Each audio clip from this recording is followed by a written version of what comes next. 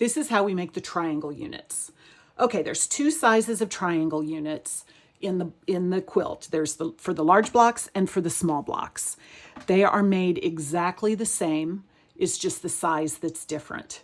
So today we're going to be concentrating on the small block triangle units. Okay, so first of all, before we get into that, I want to show you something. You will see these are your ST1s and these are your ST2. Well, ST1, ST2, LT1, LT2. But you'll notice that your ones are the same size.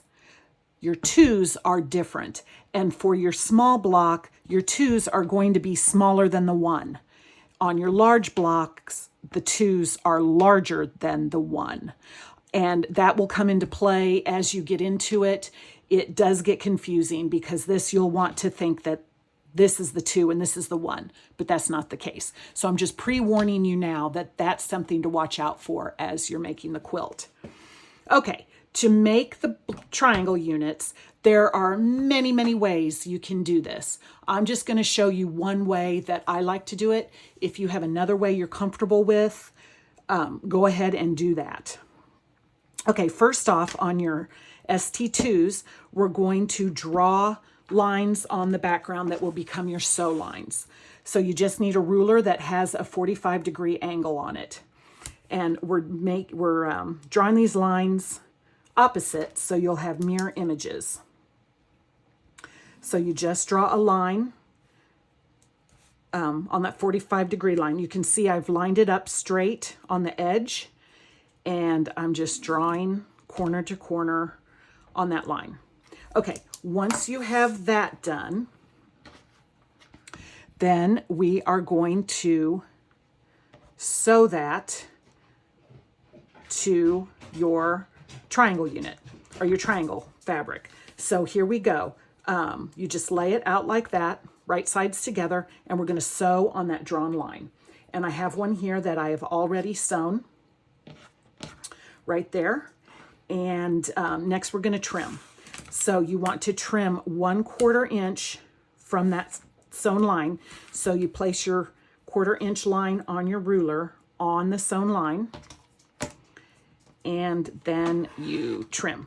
Now, if you are a crazy Uber saver like me, you can save these. They're already in pairs.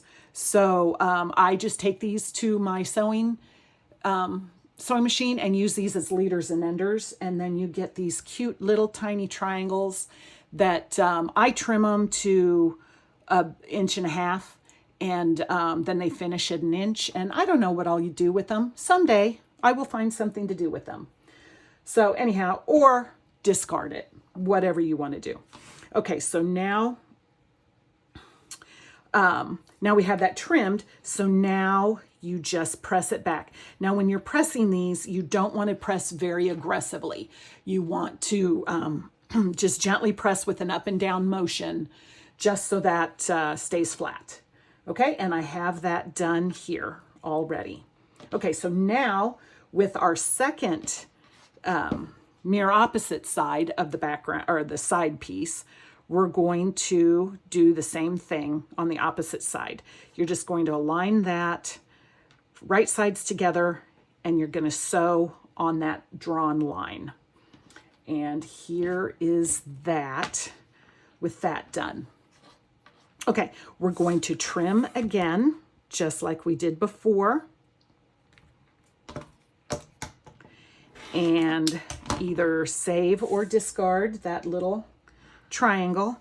And again, we're going to press. Do not press aggressively. Just press it so it stays open and doesn't warp.